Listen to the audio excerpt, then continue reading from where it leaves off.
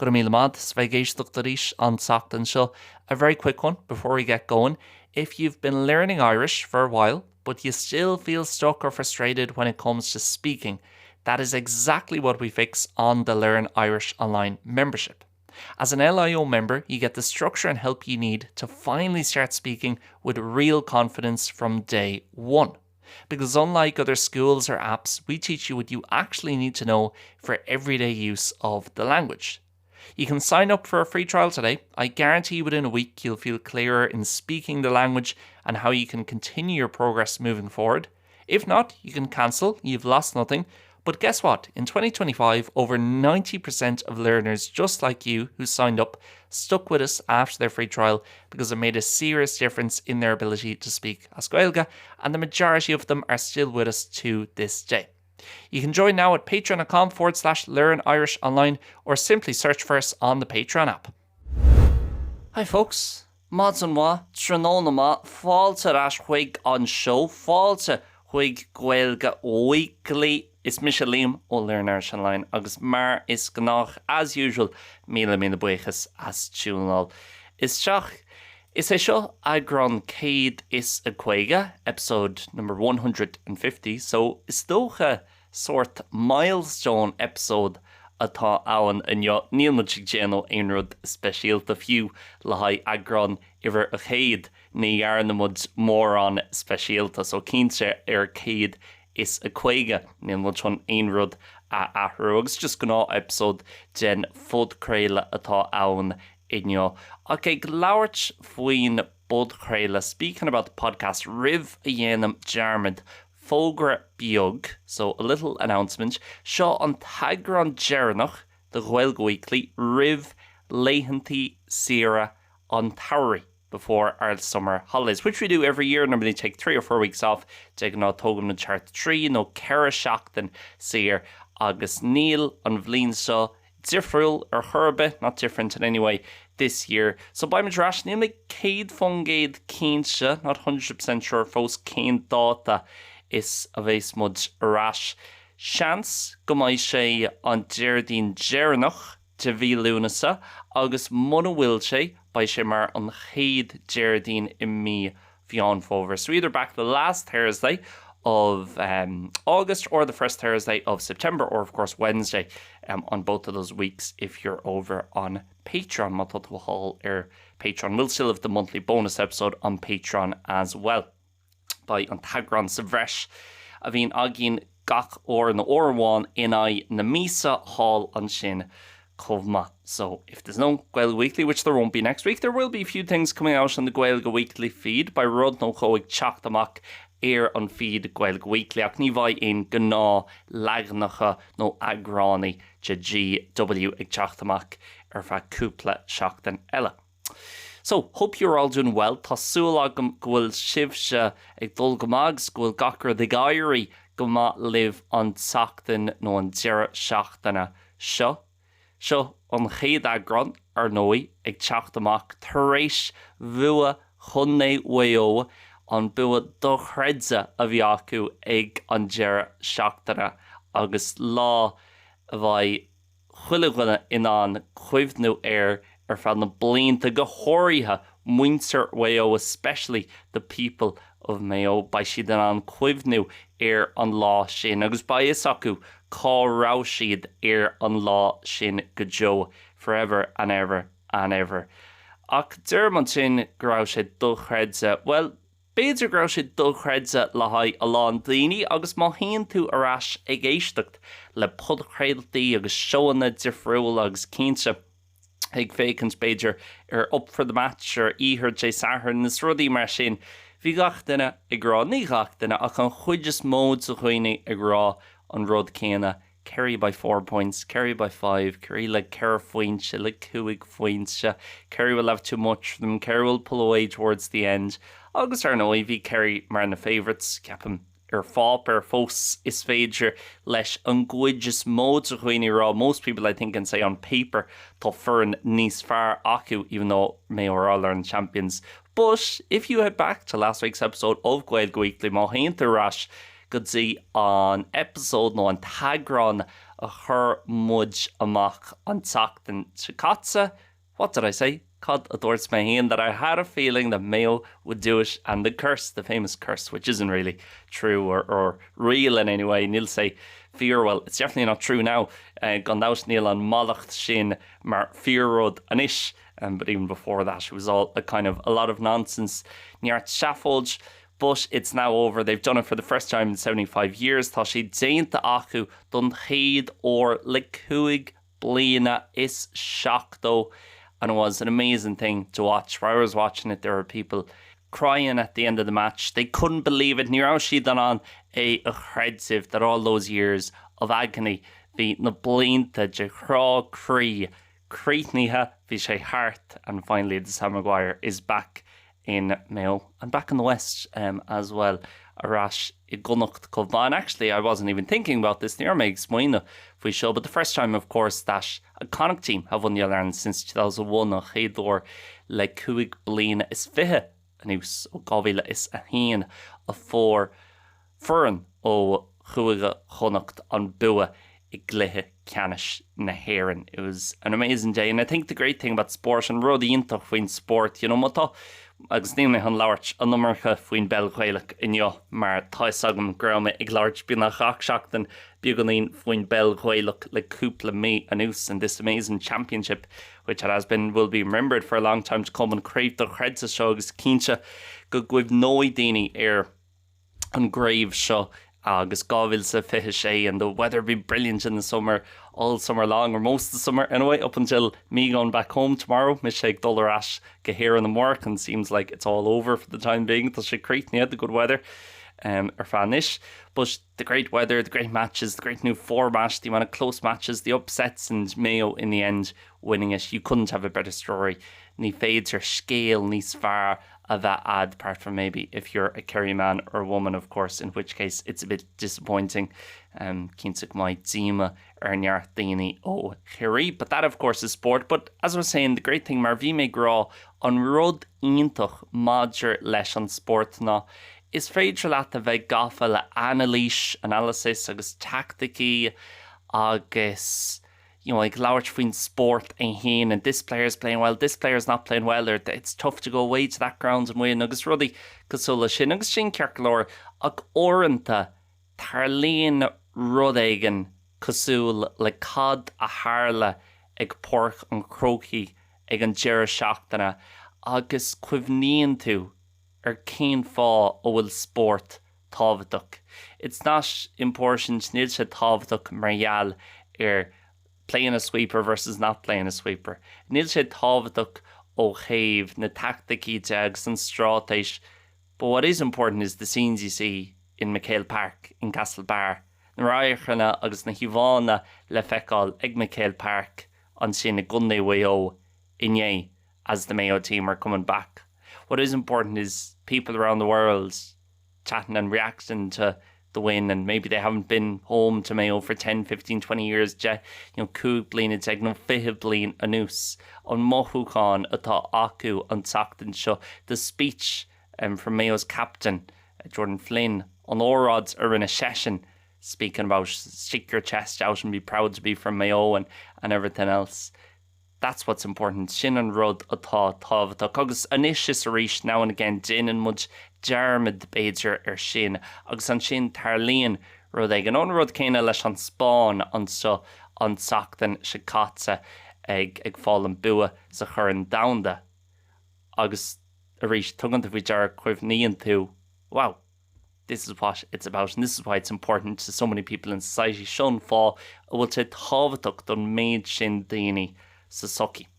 So it was brilliant. It was a day to remember. I'm sure not so much for Kerry listeners ní an méid sin the lucht éisteach da géisteach I gerí nó gurvas curéisih, but I'm sure even you guys can appreciate what a special moment it was for so many people. Céco specialta sa bhí sé le Landine, and I say that as a Galway man, Jeremy sin mar gáilmhach comma. So aside from that, I'm recording on Tuesday, tá mé taifeadú ar an mórch an tuchtú lá is fiche de bhí úl. Omórach, tá méid tú go mór le thuras tá á dhéanamh gom agus sin go mbeidh mé mar scanach ag an am seo Jim Lean as always, or as usual around this time of the year ag dul arás go héireann tar éis cúpla mí a chathú an seo sa Spáin. Heading back for home ag dul arás a bháile and spend August between home and also my trip to Canada. My thuras Canada around me ag labhairt faoi cúpla seachtain ó hin ar an budgréil agus fós mod a aine ag éisteacht I Dalmhanéisc in Newfoundland nó Toronto chomh maith agus tá sibh I Oregonian an sin nó tá aon ólas nó tips nó multi nó aon rud an sin le a hell bí a dagwalm liam.learnirishonline @gmail.com or teachtarach díreach direct message ar Instagram. So tá mé getseil semór go rás go héireann agus níor taistil curtha in áirithe nó planáilte kind of bookshire certainly planned out a lot of travel within Ireland híbhaiste de héireann na seachtaí seo idir ina siar agus tá mé getseil dtíir go Corcaigh ó mórach so fanhí mé hí san sin I hamháin chun dul go bhéal féirste ar feadh cúpla lá le phleá cheol na héireann the national phleá cheol that's on as well. And of course, plenty of time in Galway. Neart ama I gunna na Gaillimhe chomh maith. So ag tanú go mór le sin, ag tanú go mór le seachant as an anxiety as an choke than show to get out of her to avoid the heat that there's here, which hasn't been as bad this summer. Now, people have probably seen the news headlines and the heat around Europe on ton sasa agus an choke to the heat wave and the heat threads on Europe. Agus gachard a híon le sin agus na tinte atá le feicáil faoi láthair sa rank agus sa Spáin.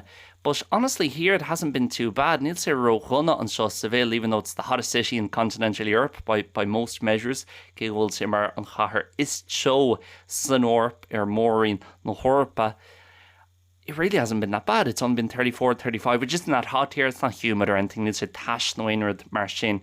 And so 34, 35 really isn't that hot. It's normally 40 throughout most of the summer. Bíonn sé hartar caracha nó trucannaí ire an chuid is mó gin Saoire. And okay, today is very hot. But overall, June and July has not been bad. Ní raibh sé róchana ar churbe go dtí seo. But other places in Spain, between the fires, tá sé duchreid agus mochiam, you know, an méid orintha le blian anús a hui méisteach go orsaí.ie chun seic a dhéana ar an nuacht nó beidir ar an BBC nó áit arás an éireann nó sa rích daintigh súla sin agus tá an Spáin tíobhaiste de na ceanlínse. Whether it be Spain winning the World Cup last week, an Spáin ag fáil an bua sa churann domhanda an teachtains caite. Whether it be the fires in France and Spain over last week or two na tínsa sa rank agus an Spáin le cúpla seachtain anús.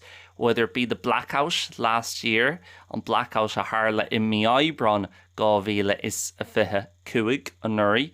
Whether it be the train crash a few months ago where so many people sadly were killed, Mario on Maid sin Dini sa timpish the train viaun. There's been a few others. The floods in Valencia, end of 2024. The tilse of Valencia, Ger 2025. Maybe it's always been like this and just not the butterfly effect, the law of attraction when you're kind of focusing on something you see it more and you're thought to féchens no ag cathad the chuid orda rud and beidir tugan to níos mó faoi deara níl mé cínsa, but it certainly does feel like in Ireland, Spain has been in the headlines so much on Spain. It's the headlines have made sin Trump and Sanchez and NATO and the spending, and I know again maybe it's just when you're in the bubble you feel like you see it more and you take more notice tugging to Fitzara in East Mo, but if you lively enough years, maybe not the best word, beidir ní hé sin an focail is far, but eventful, you know, in Merla. Cúpla bliain an eventful agus le neart rudí droch rudí agus rudí maithe ar siúil an seo sa Spáin, and that's continuing with fires and so Bordeaux might be in trouble, chance go mai triblóid hús an sin I Bordeaux sa rank chomh maith that the fire's getting closer there, and well, this is the world we live in, I suppose, in 2026 seo an saoil agus an down in a Wilmage I 2026. Ach nos ní bhaimén so ar fad cúpla seachtain agus sin ceann sin rudí deasa maidir le Seville agus maidir le ag cathú cuid gin bhliain an seo. Ná once you get to kind of August, you're almost not forced to leave. Of course, you can stay here, and I've done it before. Tutman on Fadnach and show, but there's very little going on in August. Neil more in our shul, me lunas, not many people around. It's very hot. That's on it said. Neil more dini chimpel na hot.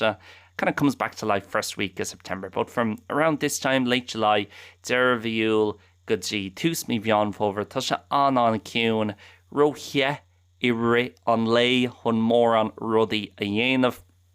Agus Mariella Shin, certainly if you're in the position to, and especially if you're not from here and you don't have family ties here, Monas, Seville, who, Agus Sas Ache Ganella, who, Casula era, you almost feel like, right, that's a month where I can kind of make the most of, going travelling or going back home or doing something different. You know, on the art, Eranig, will Atna Agam Urhu, Agus Tashi Dinagoni and Shaw Seville.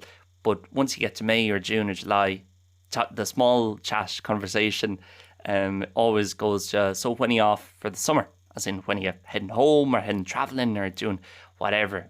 Or no, in Neil Gach in on Ishin Ayena, Ach Matotu now Tashi. Gehintak a bheith in an dul, a rash geharan agus just am chahwan shin, or to go travelling somewhere a bit cooler in Europe or in Spain, up to the north of Spain, which is lovely in the summer. Odds gainst hús I dúscart na Spáine, odds will gehintak ire an Tauri. Always say to people, if you're coming to Spain, go to the north during the summer and the south during the winter. An túscart ire an Tauri agus an jeshcart ire. And an Riri, for obvious reasons, Tá Sulam Gul Shin Sach Suller can fall because of the heat and because of temperature Gohoria Marial an Chocht. But I think having that month where you're almost forced to make plans and do something a bit different, rather than bugging into Fruli, and it was something that I noticed when I was back at home last August. So we don't have the same thing. Nila Rud Kane Agin, even though in Ireland we make the most of the summer. I think the little summer we get Kegamin was Ejenu Alan Ruddy Tivisje Jen Sarah Bug Ata Agin. Sometimes maybe it's very unclear where it starts or stops or when people are going on holidays. Nervine Dinig Dol Leihan the Sierra. But in Spain, especially the south, Gohoria and Shut Sujeshkart, the month of August is almost like a shutdown. I'm a big F1 fan, and the same thing happens in F1 for people who follow being a Rud Kena, Egtarlo, Imi Lunasa, San F1. Nobody can work, and none of the teams can do any work for 3 or 4 weeks in August for Trino, Kerashachtan, Irifi Lunasa. And I like that. I like that kind of reset. It's not a reset. Now, there's negatives to it. It's very tough to get a job done here, to get people to do things for you if you need things done in August. Tashan Zacher. Mata Rodi Lejenu ad August Cowerwatch O'Hoini. August is kind of, sign on the door. I'll be back 1st of September. Get back to me then. Or there's a bakery right beside me. The bakery in the Bachlan Zurich in Akalumsa on Shaw Anach will Misha Imachoni and Davis sign up in vacaciones on holidays early in this year from the 15th of July to the 1st of September. Now that's some holidays and it's in late in this era. But again, if it's so hot, there's not many people around. Matashe Kocheshin, Neil Moore on Dini, Chimpel Nahacha. You can understand why is it worth your while staying open. And I guess if you have the chance to shut down and do something else for a few weeks, why not? Can fall knock Nyenhi to a.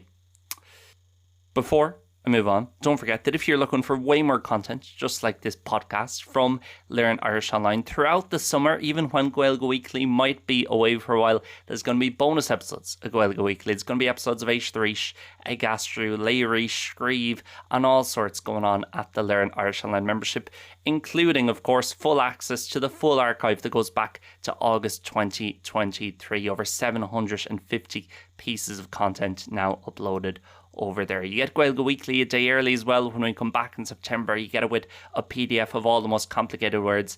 You can start your free trial today. Check it out, see if it suits you. If not, no problem at all. But if it does, it only costs €10 a month plus VAT from then onwards. So why not for the summer? If you have a bit more time, come over, join us for a week, see what you think of it. And hopefully it can be the most important step you ever take in improving your Irish and finally finding real confidence in speaking real Irish. So Shachas Mahuris Arash Awalia, agus Misha Fos Kaime Mawali Ayena, but I always travel very, very light. I'm one of the few people who's just pointed about this new rule.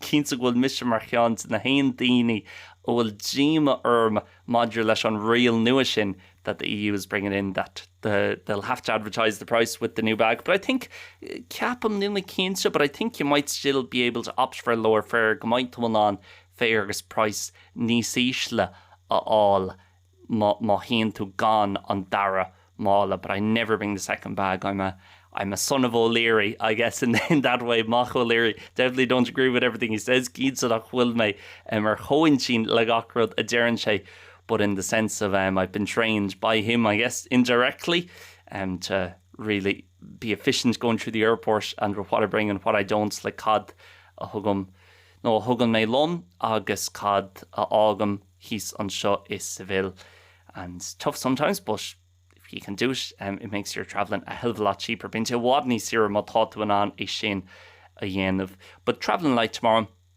That being said, aside from the trip, Shachas on Thursday, one thing I wanted to mention on the show, Rudwan around Misha, Ig Erie, Lua, air on show on Sockton, show. No, show will make Gaffa lesh arish, around my hand Gaffa lesh river show, ach on doubt to me Gaffa lesh anish arish, and that is Impractical Jokers Hall since thought Jaintia in Lua, Arak. Oh, lads, Neil.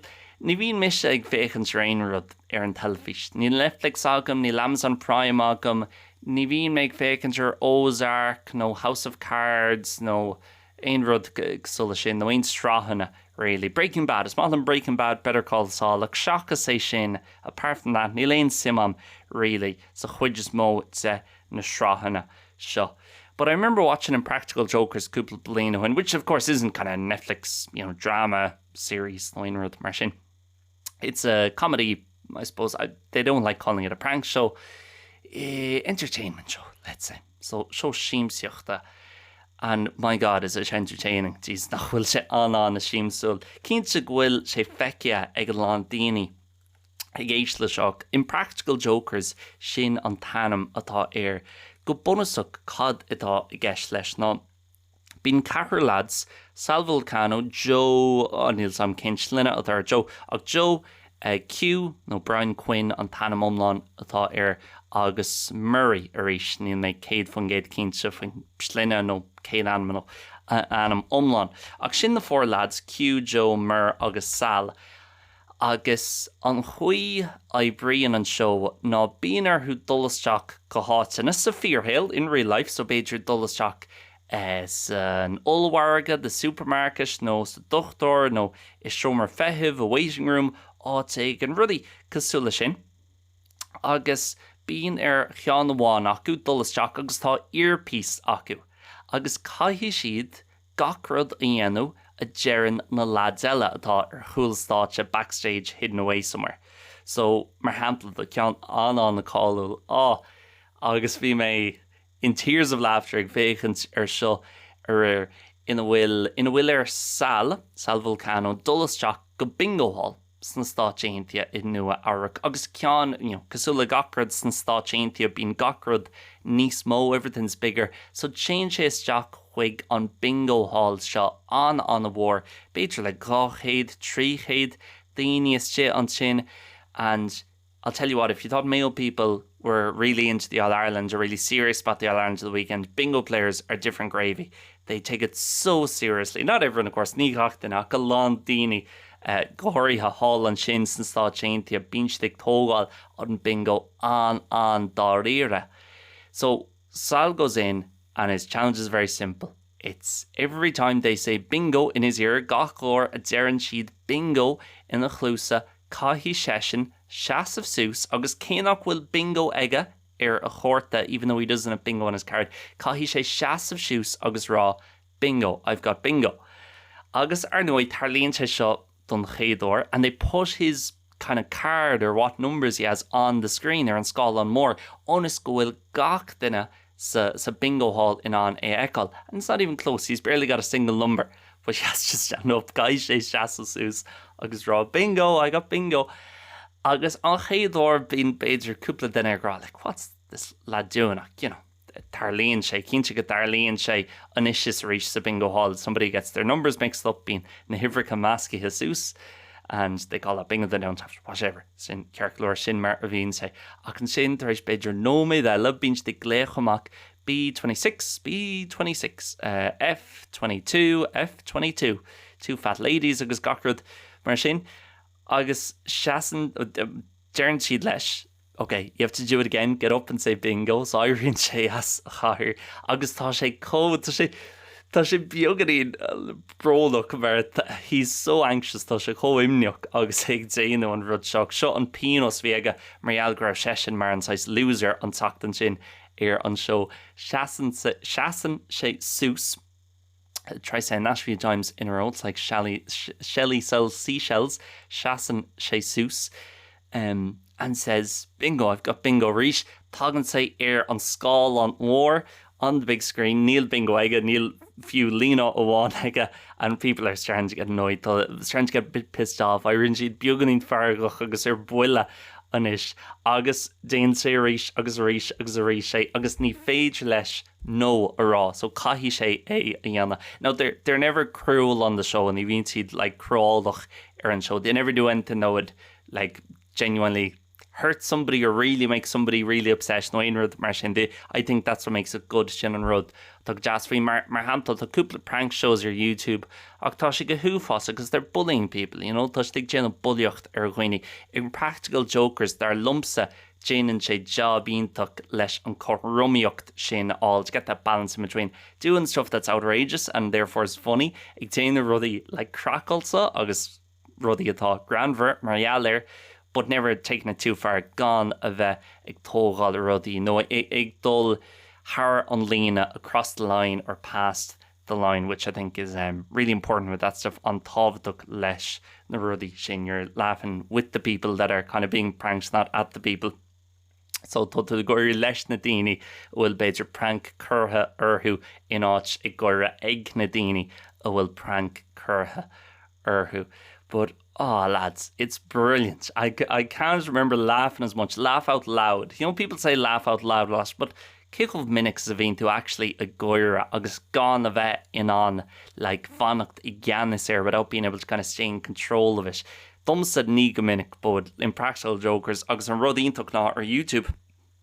Gumleshkal ton made show compilation videos le or1 or erchlig le Sal Vulcano's best kind of dares or challenges or moments or Joe Gashi Shannon Tanum no Shin Anam Chanjan and gangsters in our Captain Joe Gashi come in check you know Octon made show impractical jokers compilation of montage videos agus is féidir leat si an tulug a bheith féchantir fa or ra or trí or chlig ag Joe Gashi sin an tanamatar Joe Gashi tún an féchantir and wow, you could pass by 2 hours. It's dangerous almost. So if you can eat that shirch dubsa arenos, kino will more and simogum sa television, I could easily pass by 2 hours and feel a lot better and forget about everything else going on in my life, even though thankfully there's nothing bad going on these days. Kino will in redunna or shul na Laethantaí show.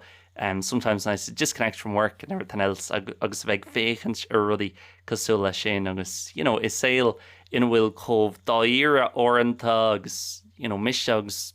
Le my my own job or my own company and business and trying to manage that and you come so zoomed in just stuff or and just zoom out again of agus Lergas buganin níos far agus nach Will Cove Daoire to have a kind of insider perspective that's not as kind of serious or agus just chill out agus Tana Winchester in on what does I'm good make so ahar no shanlad on judges a grow. Oh, it's very good. You should see it. It's you have to see it. It's very good. There's one where he goes into the bingo hall.